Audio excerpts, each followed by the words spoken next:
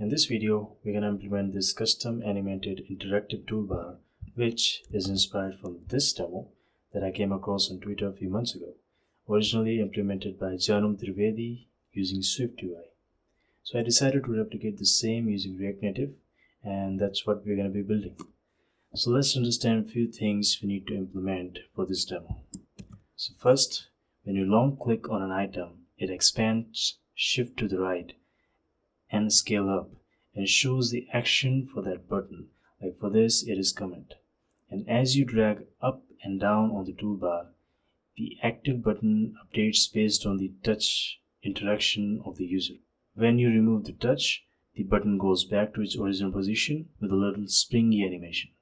And as you scroll up and down on the toolbar, it gradually animates the scaling for the buttons. And the last thing is the RubberBanding effect. So if you try to scroll beyond the scroll limit on the toolbar, the spacing between the item increases based on the extra amount that you have scrolled. Same for the top and for the bottom. So these are a few things that we're going to be implementing. So let's get started. So first, we're going to be creating the UI from scratch, and then we will implement the animation. Now, I may not narrate everything that I will type, but I will speak, but I want to explain something. So let's first understand the packages that we're going to be using. So the first is gesture handler, of course, to detect the gestures and performing actions based on that. Second is reanimated for all animation related stuff. And we're going to be using Google material icons from react-native vector icons. Now, of course, you need to do required configurations for these packages. I've already done it. Now on the code side, I've already created an array of dummy list that we will show on the toolbar, and these are some of the colors for those buttons. So let's start with the UI. First, we're going to create a safe area view.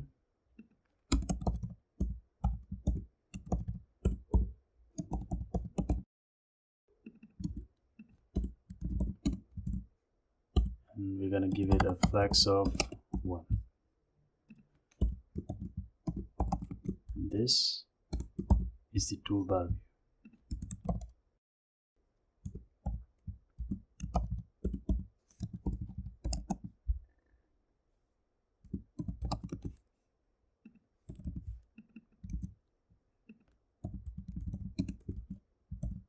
And it's gonna have a fixed width of, let's say, 50 plus 16. 50 being the fixed width we're gonna give to the button, and 16 is for the spacing on left and right. So it's gonna be the padding, horizontal padding, and it's also gonna have a fixed height of, let's say, 250. Now later on we're going to calculate the height based on the total visible items, but for now I'm just going to go with a dummy 250 and background value of white. Nothing is going to show, so we have to add some shadow to the toolbar.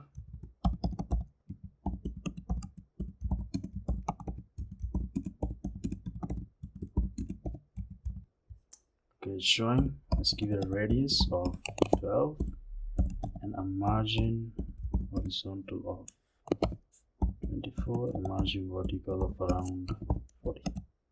So it is done. Now we're going to create the button list separately from this view, because the toolbar requires the width and height to be fixed, and the toolbar also requires that when we long click on a button, it is supposed to overflow the view bounds of the toolbar. So it's going to create the issues with overflow or even scrolling. So to avoid that, we're going to do it separately and give it a position of absolute. So it's going to show above this area, and in the end they may look like part of one layout, but they're going to be independent of each other. So let's do this. Give it a style of, we're gonna call it button list.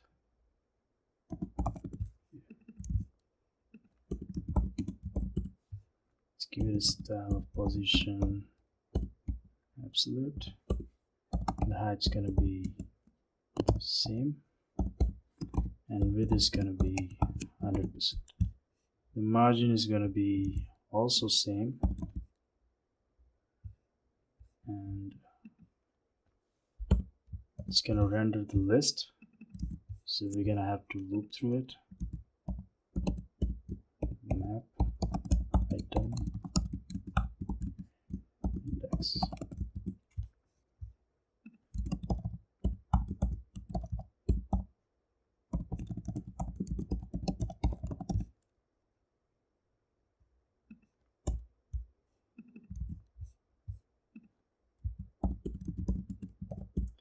We're going to give a fixed width of 50 and height of 50 to the button. The width is gonna be animated, so this is the initial width, and when we animate it's gonna like expand to like suppose around 150 or something.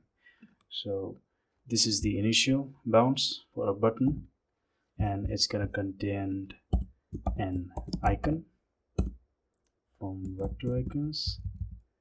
The name is gonna be item and icon. It's gonna be in white color, and the size is gonna be 24. It's also gonna contain the text that will only show when the item is active. It's gonna be item.title. We have to update the import.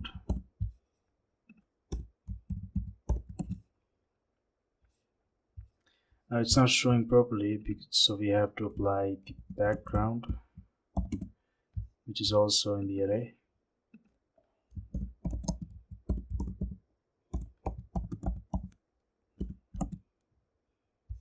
Also, now that we have applied the position absolute to the scroll view, it's not gonna respect the safe area, so we have to wrap it around with a view. Now it's fine. Let's give it a padding of 8. Let's style the button container. It's gonna be a flex direction of row, and border radius with 12, margin vertical of 8, and it's gonna have some padding, let's say 12. Let's style the title.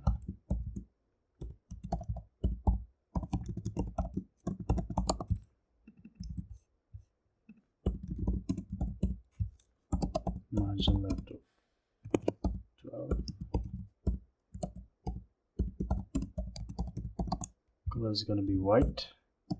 Font size of 16, and font weight is going to be bold. Now let's increase this a little. Okay, it's better now. Let's also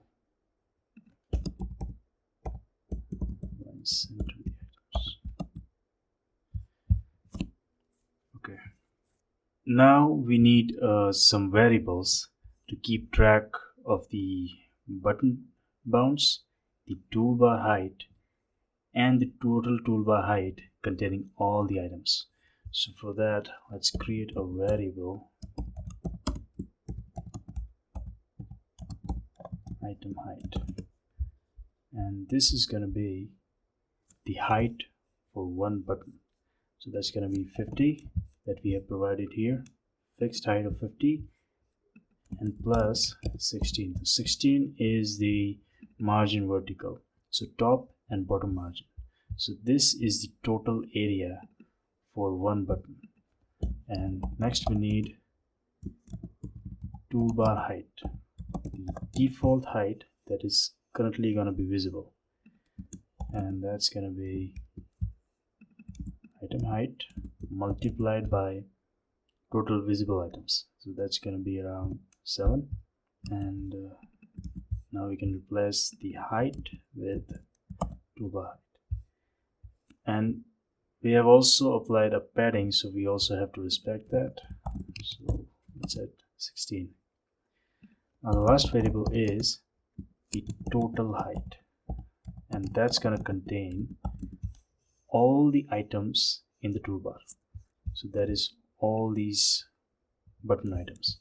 That's going to be item height multiplied by button list dot length, and we have to respect the padding. So this is the total height for the toolbar containing all the buttons.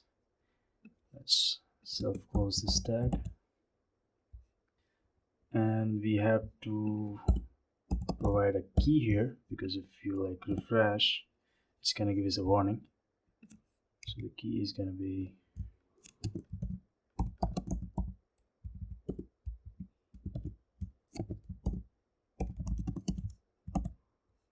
done. So now that the UI is done, the next thing is to detect the gesture. And for that, first thing you need to do is wrap the screen container with gesture handler root view.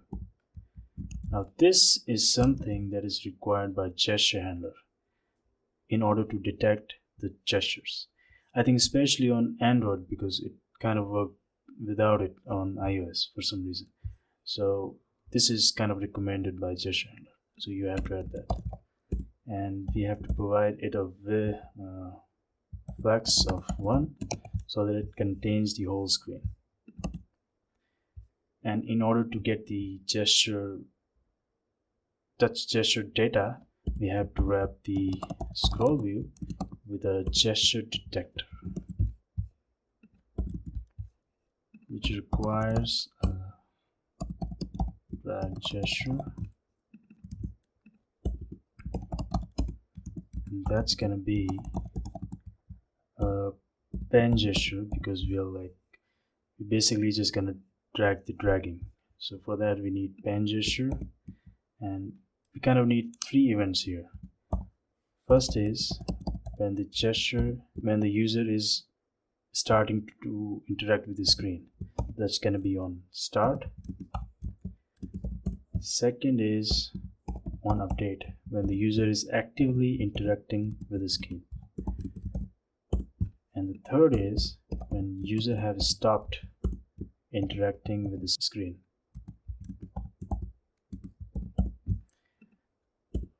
Now to store the data, we need a shared value. Now for that I'm going to call it active_y and use shared value. Now use shared value is a hook from reanimated, which is used to store animation values, and this is what you use to apply on a style property for a component that you want to animate. So basically you apply this value to a style property, and whenever you want to animate that component, you update this value, and then reanimated take care of the rest. Like in our case, we're gonna keep track of the user touch interaction on the screen, do some calculation, and based on that activate the item, like expanding it, translating it, or scaling it. So for that we have to store the value in onStart, and that's gonna be event.y, and it's gonna be same for onUpdate. And in case the interaction is ended, we have to reset it to 0 so that the activated item goes back to its original position, which is this. Now that it's done, the next thing we need is to get the scroll events, to get the amount of area that user have already scrolled, so that we can get the exact start and end position for a button, even for the below items. So we're gonna get the total scroll amount and the touch position, so we can get the area for this button. So so that we can know when a user enters a particular view bounds for a particular button. So for that, we're gonna have to use something called onScroll, and it's gonna contain a scroll handler, which is gonna use useAnimatedScroll from reanimated. It's gonna pass an event containing the scroll event for that scroll view, and let's add a scroll event throttle. This is just to increase the frequency of the events that we're gonna get, and we're gonna also hide the indicator. And to store the scroll events, we need to create another shared value. It's gonna be scroll offset. It's gonna store content offset y, and we have to change this to animated scroll. So now that we have the data, and now the animation logic is going to be individual for every button, so this needs to be a separate component. So I'm going to create a new component, button, which is going to return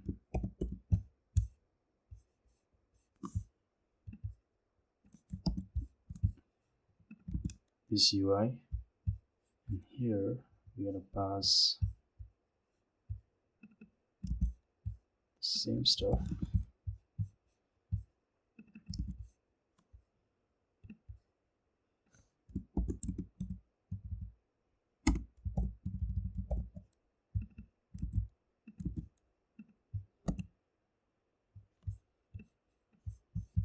And the key should be applied to the button component. Okay, and we also have to pass down the touch data and the scroll offset that we're gonna call offset.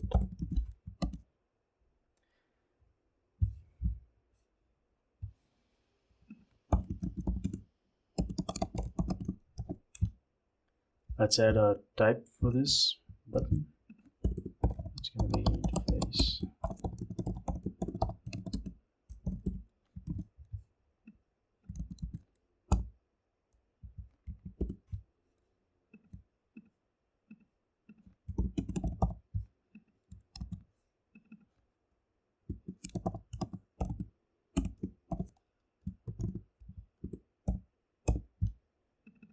It's gonna be number, and this is a shared value of type number.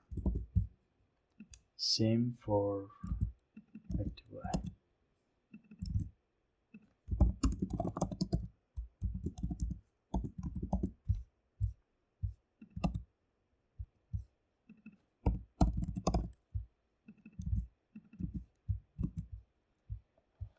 Okay, the next thing we need is we need to know where exactly a particular button start and end with respect to the complete toolbar area containing all the items.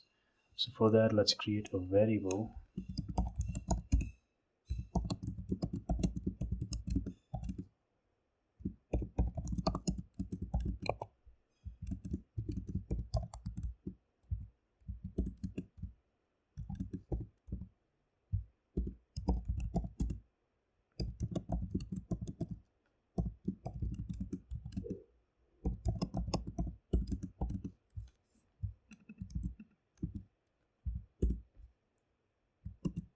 So these two values basically contains the start and end position for a particular button with respect to the whole toolbar.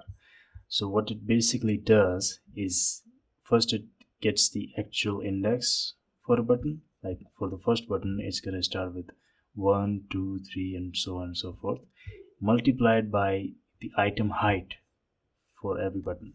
So that's going to be for first button 66, for second 132 and so on. And we have to respect the padding, so like first button start after the padding and not from the top, so it should be +8. And to get the start position for a particular button, we just have to subtract it by the item height. So like for this button, the end position is gonna be around here and the start position is gonna be around here.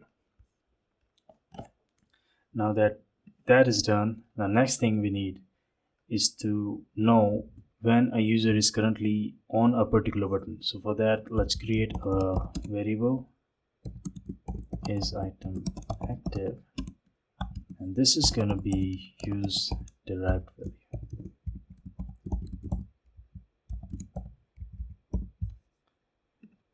Now a derived value is another hook from reanimated, and it is also used same as shared value for animation, but the only difference is that a derived value depends on a shared value.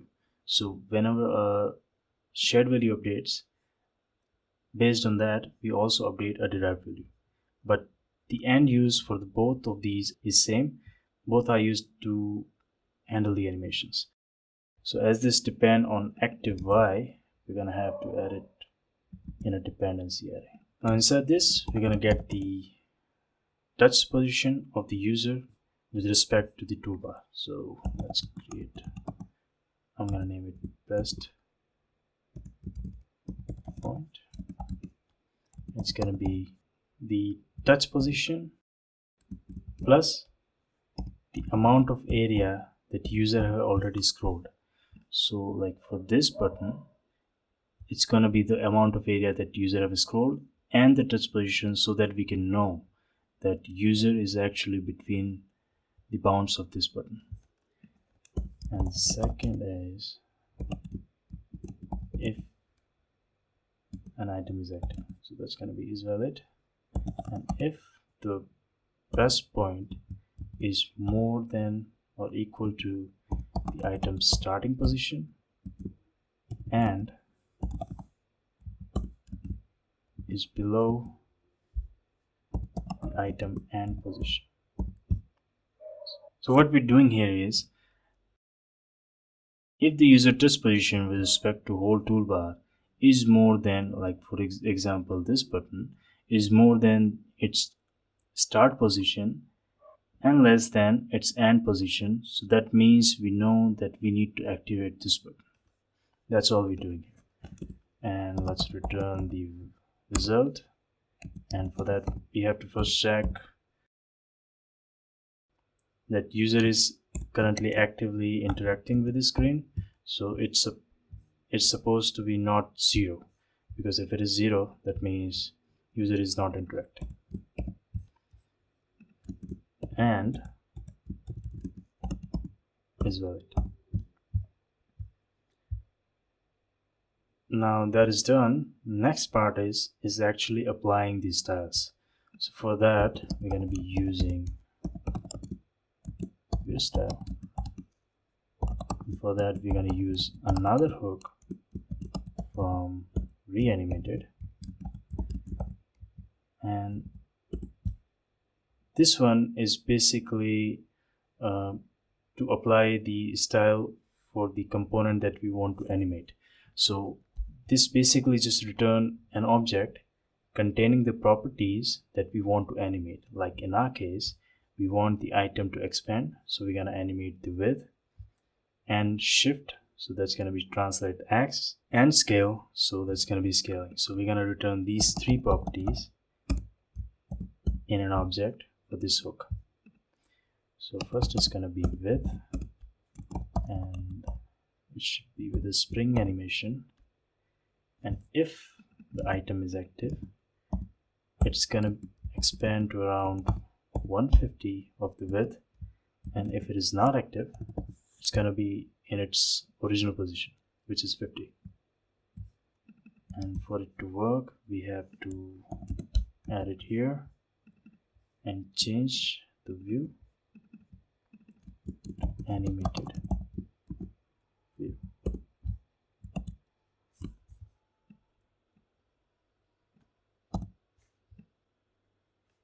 Now one thing we forgot is that we want the gesture to activate when we long click on the screen. So for that we need to add a property that's activate after long click and provide a duration here. After 200 milliseconds it's gonna activate the gesture and it's gonna work like this. And now if we drag, as you can see, it is calculating based on the start and end position if the touch interaction is above a particular button, so it's going to activate that.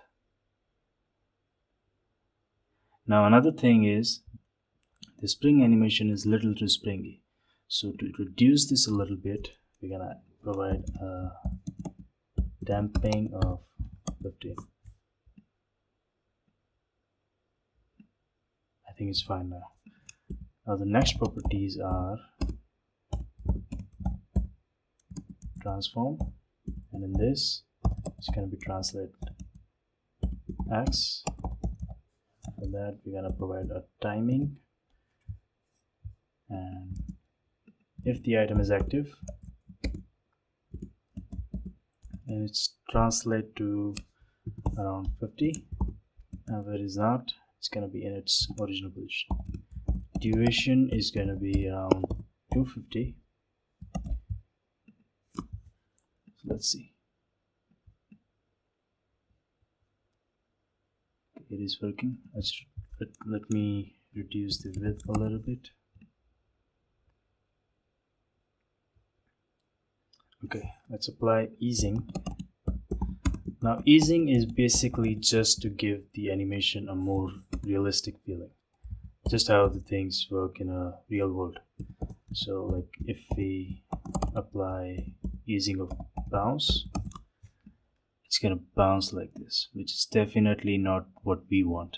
So I'm just gonna go with what I think it's better.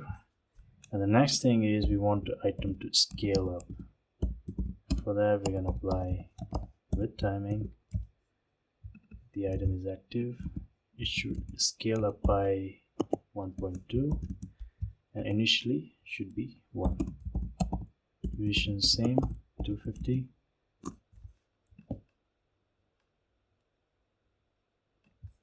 Let me increase this a little.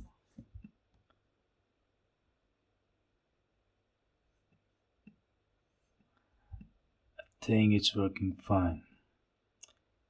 Now if you notice that when we like scale a container, the inner items also scale up. So in this case the icon is also scaling as we scaling the container. So to avoid that we're gonna at the same time scale down the icon, and for that let's wrap it around with a animated view. Now we can also, if we want, create an animated icon component and apply the animation, but for now I'm just going to go with animated view, and it's going to be animated style.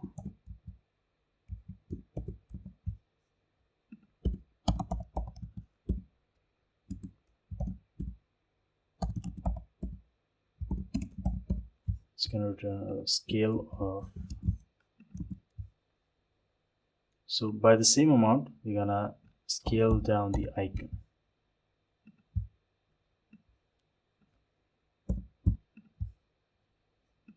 I'm gonna call it inner view style.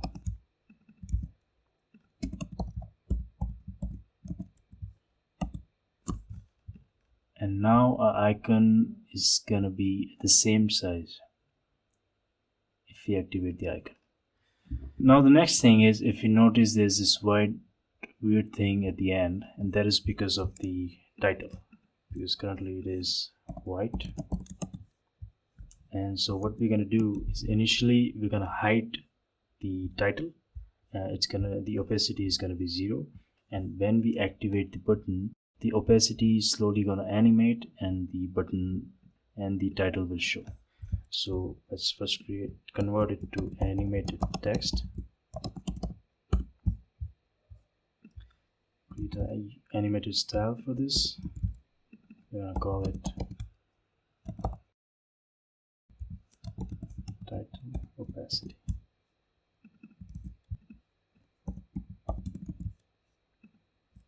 So what's gonna happen?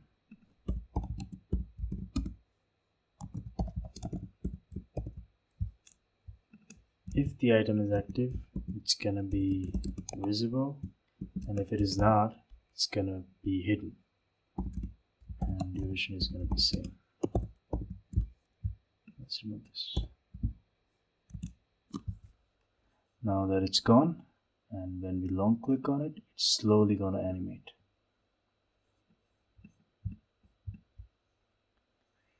So now animation is mostly done. Now the next thing is the items that are currently not showing, like that are below the scrolling, they should initially be scaled down. And for that, we need to know when a particular item is out of the view. So let's create a variable .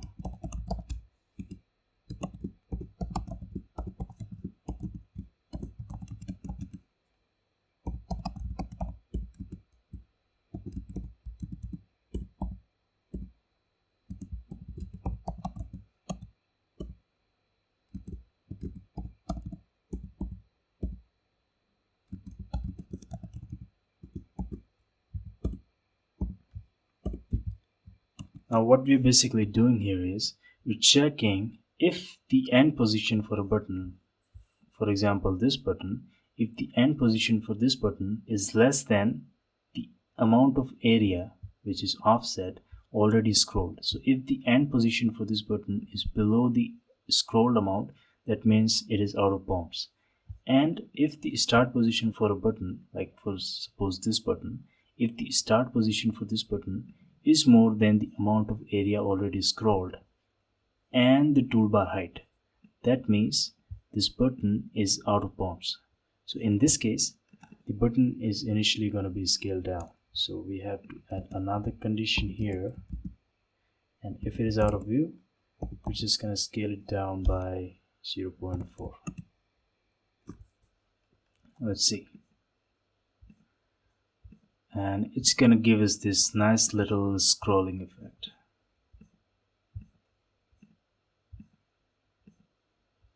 So this is also working fine. And the last thing is the rubber banding effect. So if user try to scroll beyond the scroll limit, the spacing between the button should increase based on the amount of area scrolled. So for that, let's first understand how the offset works. So I'm gonna print it here.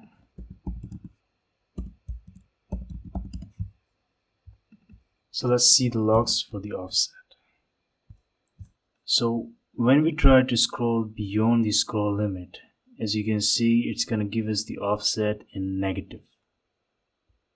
So it is pretty simple. We just have to check if the offset value is less than 0, that means user is trying to over scroll, and based on that we're going to increase the spacing for the buttons. So we're going to use the property of top. So what the top basically does is, if we provide it a value of, let's say, positive, it's gonna shift the component down, like in this case here. And if you provide it a value of negative, it's gonna shift it up. So we're gonna give it a calculation that if the user try to overscroll, we're just gonna increase the scaling based on the index. So first add a condition of offset dot value if it is less than 0, then you're gonna get the proper index multiplied by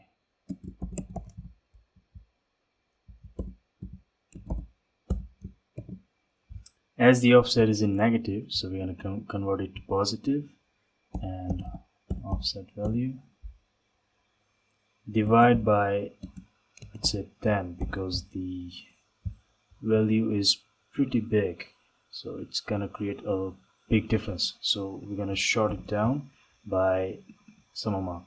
In case if it is not 0, it's gonna be this. So let's see. As you can see, as we try to overscroll, the spacing between the item is also increasing. We can also check it properly by dividing by a small value.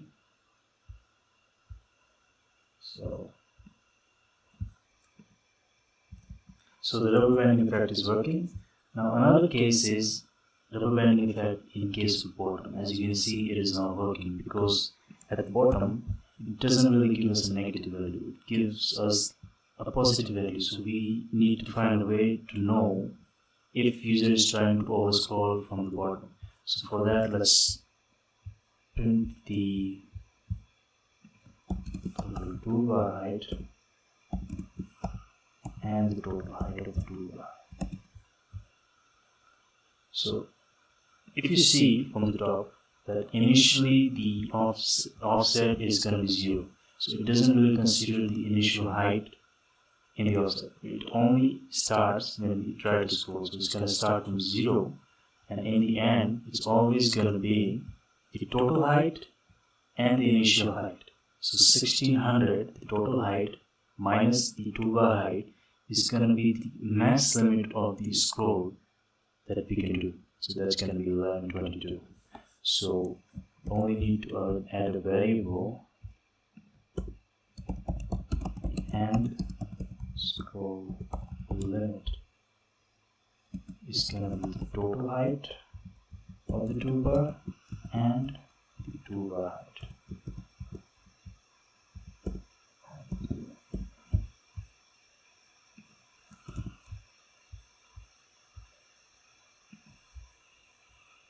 So if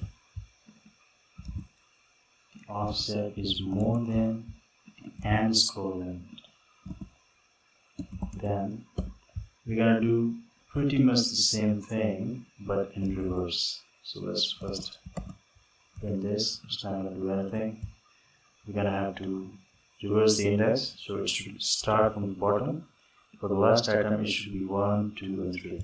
So for that we have to subtract it from the total list. So it's gonna return us the index from reverse, and the offset value subtract by and scroll limit. And as we're trying to shift up the item, we're gonna do it net. And now the rubber banding effect is also working from the bottom. So our toolbar is pretty much done, and I think that's pretty much it. Now another thing for the scroll view is, if you want, you can also replace the scroll view with a flat list, because it's basically just an extended or more performant version of a scroll view. Although it wouldn't really make much difference in this case, but I kind of prefer it sometimes, mainly when we try to render the same stuff. So to change it to flat list, we just have to do this, and most of the props are same. For the list, we have to pass the button list and data. For the item, we just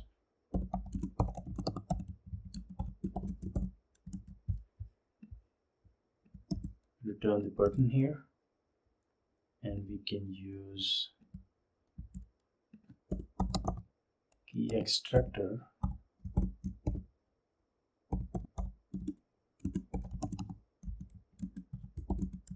for the key.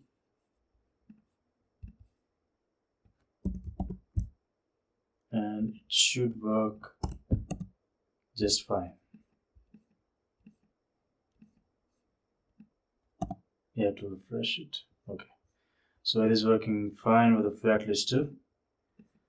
So now that this is done, let's check this on Android. Now here's the implementation on Android, and as far as animation is concerned, it is working fine. But we have to do some changes for the UI, like we have applied the shadow, but this property is only for iOS. So the alternative for Android is elevation. So we're gonna give it an elevation of 32, and it's gonna like show up like this, probably because when you apply an elevation, it kind of shifts the view up in the layout stack. But still, if you like refresh it, it's gonna show up again for some weird reason. But still, the animation is gonna work, but scrolling will kind of stop because of the same layout stack reason. So a workaround for this, or a solution, depending how you look at it, is gonna be also apply elevation on the scroll container. And now animation is going to work, and scrolling is also going to work. So let's check the animation on Android, and as far as scroll effect, it's also working fine. Also remember that RubberBanding effect is not going to work on Android because that bouncy effect on scrolling content is only a feature of iOS. Because in Android, if you see the logs, we don't really get negative values if we try to scroll past, except this little ones, probably because of the latest feature on Android 12 plus, but we don't really get any data if you try to scroll past. So the RubberBanding effect is not going to work on Android. That's kind of a limitation. So the Android is done, and while we're at it, let's also check this on web. Now here's a toolbar running on the web, and it's gonna work exactly how it's supposed to work on the web or desktop. Like you can't really drag to scroll here, you have to use your mouse, and I think everything is also working fine on web. The item activation, the scrolling effect, and the RubberBanding effect is also not going to work on web because of same reason as Android. And other than that, everything is working fine. So the web is also done, and while we're at it, let's also check this on Windows. And here's our toolbar running as a Windows desktop application, and as you can see, it is working just fine. The item animations, the dragging, and the scrolling effect.